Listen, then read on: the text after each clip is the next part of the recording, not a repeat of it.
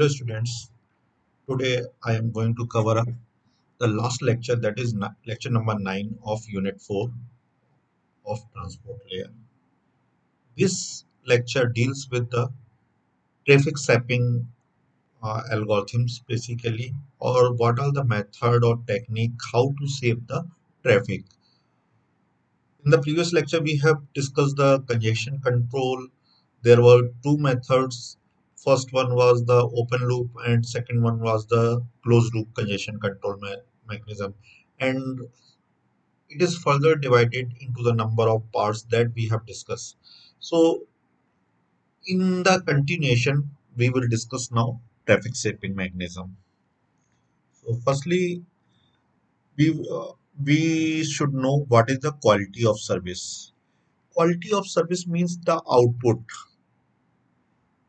means how much better is output is produced by the network.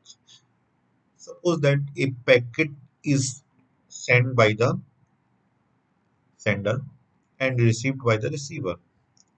So how the quality of service served by the network between sender and receiver.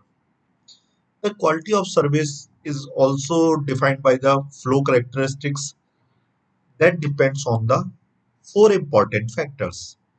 First one is the reliability, second one is the delay, third one is the jitter, and fourth and last one is the bandwidth. All are important factor and we will discuss one by one these. This is also important from the examination point of view. In most of the university examination, the flow characteristics of quality of service is asked. So first point is the reliability. Reliability means how much the guarantee is there the packet will be reached to the destination. The reliability is a characteristics that flow needs. Lack of reliability means losing the packet or the acknowledgement, which involves retransmission. Suppose that a packet is not reached to the destination, so there is a need of the retransmission. However, the sensitivity of the application program to reliability is not same. Different program may have the different reliability. For example, if we are using the UDP UDP enabled applications, so there will be a lesser amount of the reliability, while we are talking about the TCP enabled application or SCTP enabled application, that will have the higher reliability. For example, email transfer SMTP protocol needs more reliability than the television signal because it is using the UDP signals and it is using the TCP connections. So reliability depends on the basically connection orientation, whether you are using the UDP or TCP or SCTP. Delay. Source to destination delay is the another flow characteristics. Again, application can tolerate delay in different degree. Means there are number of applications running on the application layer of OSI model and the TCP model. These application may tolerate the delay or may not tolerate the delay. For example, in telephony, audio conferencing and video conferencing or remote login needs minimum delay, means the data should be reached to the destination as soon as possible. While in case of emailing, there may be a little bit more amount of delay that is tolerable. That means if the email will reach to the destination after 2 to 10 seconds, then there will be a no issue. But when we are talking or communicating, if there is a delay, then it will create problem. For example, I am discussing with you, and suppose that this voice, my voice is reaching to you after 10 milliseconds. So at that time, I may go on the next slide. So there will be a mismatching or we can say unsynchronization between my voice and PPT. So for the synchronization, the delay should be minimum. Jitter. Jitter is the third characteristics of the flow control or quality of service. For example, if I have sent a packet to you, or more specifically, I have sent 10 packet to you. The first packet taken takes 10 millisecond. The second packet 10 takes 15 millisecond, third 18 millisecond, and fourth one as a 22 milliseconds. So there is a variation in the delivery of the data packet from source to destination. In the first, if 10 and 13, so 3 millisecond delay, then 10 and 15, there is 2 millisecond delay, then 10 and 18, again 3 millisecond delay, and 18 and 22, there will be 4 millisecond delay. So this delay is known as the jitter. Here is the definition. Jitter is the variation in the delay for the packet belonging to same flow. Although the flow is same, but the transfer or the duration of the packet that has been taken by the network to deliver it is different. For example, if four packets are departed at the time 0, 1, 2, and 3 and arrives at the network 21, 20, 21, 22, and 23. That means 0 has taken 20 seconds or milliseconds, whatever the value may be there. I am not specifying the unit. And here is the 1 to 21, again delay is 20. From 22 to 2, it is again 20, and 23 to 3, it is again. That means delay is the same 20 units all the time. On the other hand, if we have delivered the packet at the same time 0, 1, 2, and 3, and they have reached at 21, 23, 21, and 28, that means there will be a different delay. So all packet must have the same amount of delay bandwidth. Different application needs different bandwidth. For example, audio conferencing requires less bandwidth, while in case of video conferencing requires the more bandwidth. In video conferencing, we need to send million of bits color per second to refresh a color screen, while total number of bits in email may not reach even a million. So bandwidth basically a requirement of the network by that particular application. If the less bandwidth is required by a application, then definitely it will take less time, reliability will be more, because if network traffic is higher, it requires lesser amount of the bandwidth. It will be sent to the destination very easily. While if a application requires more bandwidth and if the traffic is higher already, then there will be a retransmission of the packet maybe there. So these are all about the four characteristics of the quality of service or the flow of control. So here I have mentioned some of the applications that requires uh, that requires the reliability, delay, jitter, and bandwidth. So these are the four factors on the basis of such some application are categorized. For example, FTP. FTP requires high reliability, low delay, low jitter, and bandwidth required by the FTP is the medium. Similarly, for HTTP, reliability is the high, delay is the minimum, jitter is low, and bandwidth is medium, and so on. So these are the some applications, and what is the quality of service or flow characteristics requires or sensitivity of application corresponding to quality of services are discussed as follows. So, techniques to improve quality of service. How we can improve the quality of service? So, there are four methods that has been we will discuss in the coming slides. First one is the scheduling. Second one is the traffic shaping. Third one is the admission control, and fourth one is the resource reservation. So, firstly, we are discussing the scheduling. Packets from the different flow arrives at a switch or router for the processing. That means, for example, this is a router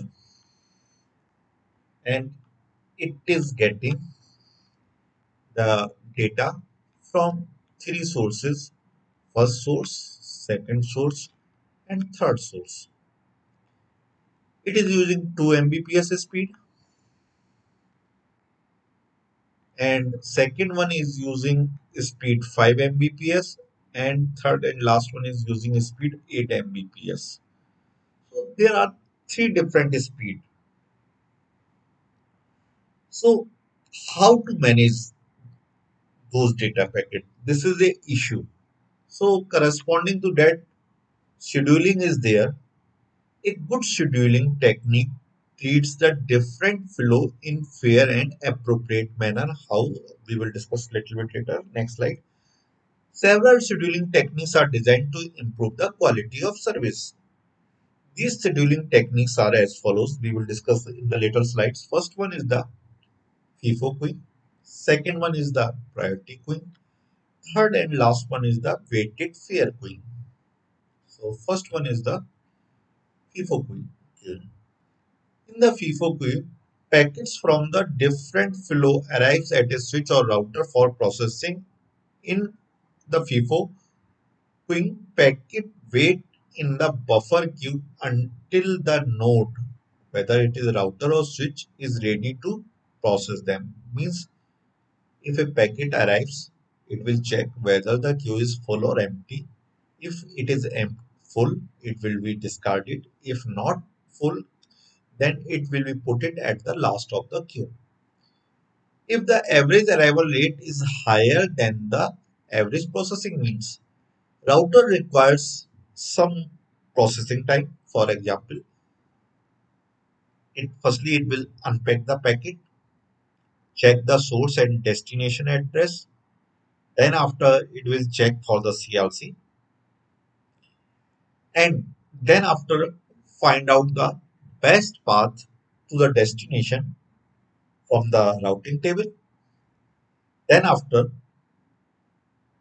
it will make source as a itself and destination as a best path router, and again pack it and send it to the output interface queue. So it will take some time. So if the average processing time is higher than the average arrival rate, then there is no problem. But if the arrival rate is higher than the processing rate, average processing rate, then there is a problem. In that case, queue will fill up, and once the queue has been filled up, the new arrived packet will get is starting discard. A FIFO queue is similar to those who have to wait for a bus at a bus stop. Second one is the priority queue. Now I have made up the. It is similar to FIFO, and there is a number of queues made up on the basis of priority. For example, priority 0 has the best one, so it is the highest priority queue, and the nth, the last, has the least priority. The priority queuing packet first assigned to the priority class. Each priority class has its own queue. For example, this is the higher priority queue, this is the lower, and there may be a number of queue in middle to these. The packets in the highest priority queue are processed first. Packets in the lowest priority queue are processed at the last. It is similar to the multi multi-level queue in operating system. So in operating system, as we have seen, the last, if there are a number of processes coming continuously, so these process cannot be, so these packet of the particular processes cannot be delivered to the router. So it may be possible their timer may get out at the sender end. So sender will start retransmission of the same packet once again. So if the queue is already full, those packets will get discarded. So it will create the congestion over the network. Note that the system does not stop serving the queue until it is empty. That means once the higher priority queue have some packet, so those will be processed firstly. Then after, if the queue becomes empty, the lower priority queue will be served and packet from that queue will be selected for processing.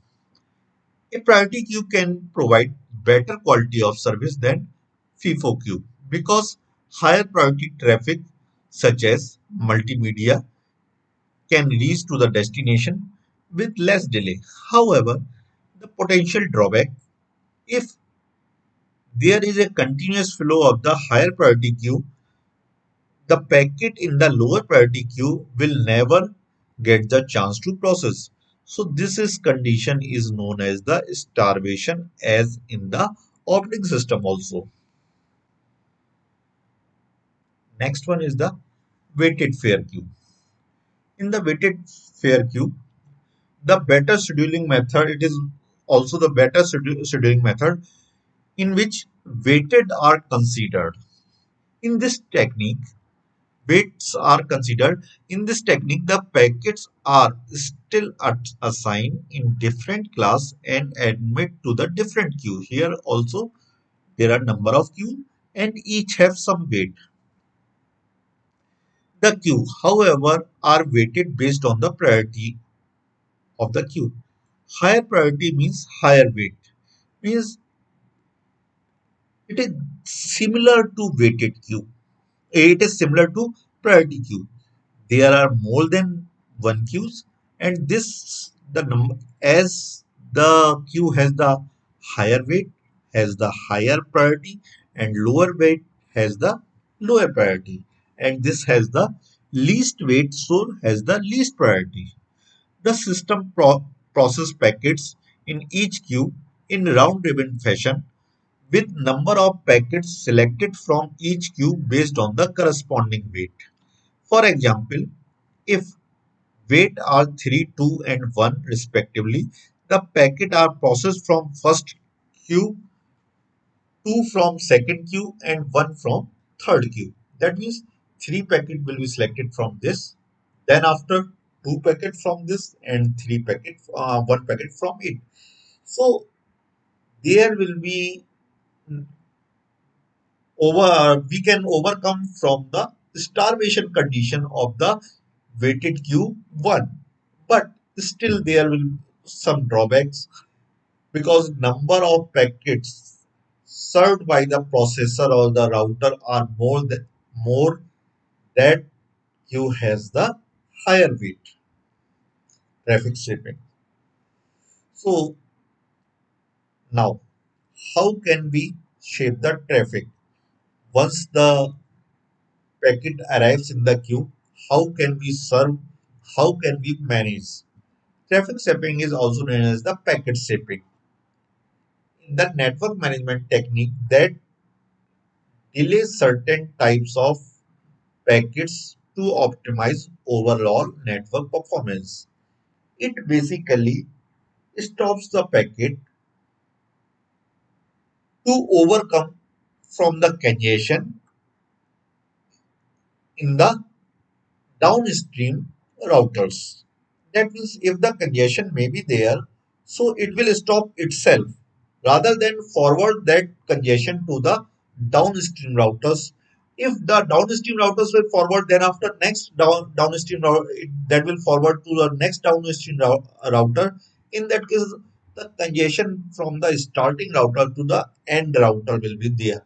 So better one is this, a router that is feeling a congestion, it should shape the traffic itself. In other words, traffic shaping is a mechanism to control the amount and the rate of the traffic sent to the network. So there are two methods. First one is the leaky bucket, and so second one is the token bucket. A numerical portion may be asked during the examination on the token bucket. So we will discuss one by one. Leaky bucket. If a leaky bucket has a small hole at the bottom, the water leaks from the bucket at constant rates as long as there is a water in the bucket. This we can see by the diagram or representation better. This is a bucket that has a hole at the bottom. A variable amount of the data is coming, or busty amount of the data is coming from the different routers. So it will accumulate that data, that packets, and then after it will forward it one by one so that it will control the congestion itself rather than forwarding to the next downstream router. For example, if for 2 seconds if 12 mbps data arrived, that means data is of the 24 MB for 2 seconds with the rate of the 12 Mbps, that means 24 MB data is there. And then after for 3 to for 7 to 10, that means for 3 seconds with the rate of the 2 Mbps, means 6 MB data arrived. So total data is the 24 plus 6, that is 30 MB. So 30 MB data is accumulated here. Now it will shape or pass out the data with a constant rate of the 3 Mbps, means in the 10 second whatever the data is accumulated in the bucket, that will drawn out. So again, this is the diagram. Firstly, the packet will check whether the bucket is full or empty. If bucket is full, then there is a overflow, the data packet will get discarded. So arrival of packet will check whether the queue is or the bucket is full or empty. If bucket is full, it will get discarded. If bucket is empty, it will put it in the last of the queue. The bucket will remove a packet at the constant rate and process them and depart to the suitable destination or suitable interface. So this is the concept of the leaky bucket. Now let us go through the definition. All the book is language also. The rate at which the water tanks leaks does not depends on the rate at which the water is input to the bucket unless the bucket is empty. The input rate can vary, means as we have seen, it may be the higher, then after there is no data, then after there is a little bit amount of data, but the output remains constant. Similarly, in networking, technique is called bucket can smooth out busty data. The busty chunk are stored in the bucket and sent out at an average rate. So this was the concept of the leaky bucket for the traffic shaping. So if there is a question, discuss the leaky bucket, you can explain it with the help of the these two diagram very well. Next one is the token bucket. Actually, leaky bucket was the very restrictive. It does not credit to an ideal host. Means the host that is not sending the data, it will not consider that. It will consider to those hosts those are sending the data. For example, if a host is not sending for a while, its bucket becomes empty. Now, if the host has bursty data, the leaky bucket allows only the average rate, not more than this. The time when the host was ideal was not taken into account. This was the drawback of the leaky bucket. On the other hand, the token bucket algorithms allow ideal hosts to accumulate credit for the future in the form of token. Means if you do not have to send the anything on the in the bucket, so kindly insert one token. Means each will get the fair amount of time. Means if there are three sources, so corresponding to 1 millisecond or 1 second, each host will put up one token. So there is a fairness. For each tick of the clock, the system sends n token to the bucket. The system remove one token for every cell or bytes of data sent. So this is the example. Here the token will get accumulated corresponding to each tick of clock for the each host. Okay. If a packet arrives, it will check whether the queue is empty or full. If it is full, it will get discarded. If it is not, it is put it into the last of the queue. And whenever there is a turn, so it will pick up one of the token, and corresponding to, if this is a token of A, then it will pick up the packet of A. If there are three hosts A, B, and C, then after it will pick up a token of B and search for the packet of B. It will get processed and so on. So there is a fairness. So mostly in the examination, there is a question related to the token bucket. So we will discuss it firstly in theoretical manner, then after a practical example of that. If we call the burst length as s-second, means how much time the data is coming, that is s. The token bucket has the capacity c megabytes, means in generalized form it can accumulate megabits. That means it has the capacity of the 10 megabits, 15 megabits. So c is the capacity. The token arrival rate is the row megabits per second. Keep in mind each are measured in terms of the megabits per second, megabits, not bytes. So all units must be same. The maximum output rate is the m megabits. Means the output rate is the m megabits, means packet. We can say output rate of the token, or we can say packet. Both are same because corresponding to one token there will be one packet uh, pull out from the queue.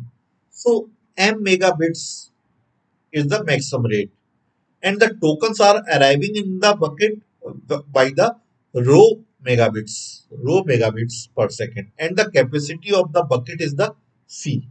This we have discussed. So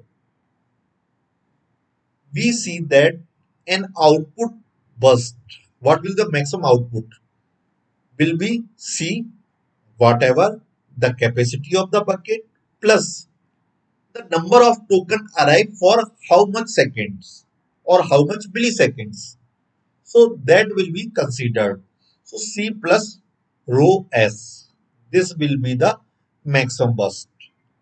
Now, we also know that the number of megabits up to maximum speed burst of length s second in ms means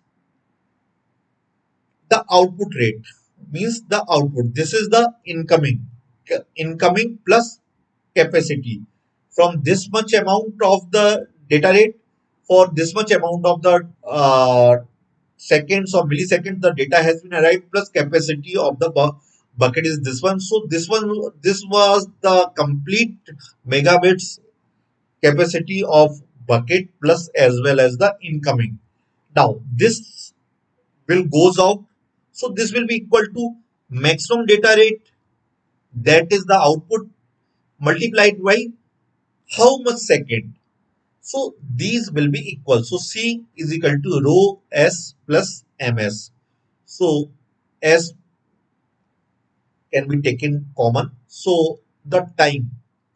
So time will be S is equal to C upon m minus rho, where m is the maximum capacity drawn out and rho is the incoming capacity of incoming bits of the or incoming data rate of the tokens. So this is the basic formula. The question may be asked, what is the maximum time? What is the capacity of the bucket? What is the maximum rate or burst rate, and so on. So question may be asked from any of the variable. So there will be one unknown variable and rest of the known variable. Now let us look an example. Suppose that a computer on the 6 Mbps network is regulated by the token buckets. Means it is the problem of the token bucket. The token bucket is filled at the rate of the 1 Mbps. Means token is coming at the rate of the 1 Mbps. Means this is the arrival rate of the token. So rho is the 1 Mbps. It is initially filled with the capacity with 8 megabits. Means the initial capacity of the bucket C is equal to 8 MB. Now, last one is the maximum output rate. How long means it is asked about the time. How long can the computer transmit for full 6 Mbps? Means outgoing rate is the 6 Mbps means capital M is equal to 6 Mbps. Now, we can calculate the time S is equal to C upon M minus rho. Here the capacity of the bucket C is equal to 8. Maximum data transfer rate, yeah, burst rate is the 6 and arrival rate of the token is 1. So 8 upon 6 minus 1, 8, that is the 7. So answer will 5. So answer will be 1.6 Mbps, 1.6 second. So in the 1.6 second, all data will get transferred from the bucket. So this was the numerical that can be asked in during the examination. So must be ready for this. Here you can see the numerical has nothing. It is very small in size. So whenever the question is asked about the token bucket, you have to explain token bucket by the diagram. Then after generalize way of representation. Then after discuss the numerical as discussed here. By this you can get the complete marks. Otherwise the evaluator may cut down your marks. This is all about the traffic stepping mechanisms. If you have any query, you can ask my mail ID. Thank you.